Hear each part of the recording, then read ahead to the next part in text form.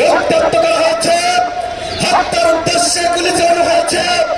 আমরা দেখছি ফেসবুকে বিভিন্ন হিট লিস্ট ঘুরে বেড়াচ্ছে, আমাদেরকে নাকি টার্গেট করা হয়েছে। আমরা কি ভয় পাই? রাজপথে আন্দোলন শুরু করতে হবে ওই আওয়ামী লীগের প্রেতাত্মাদের বিরুদ্ধে। আজকে সারা বাংলাদেশে দেখছি বিভিন্ন জায়গায় আওয়ামী লীগের জয়গান গাওয়ার জন্য টেলিভিশন টকশোতে ঝটিকা মিছিল। আওয়ামী লীগের উদ্দেশ্যে বলতে চাই, যদি নটে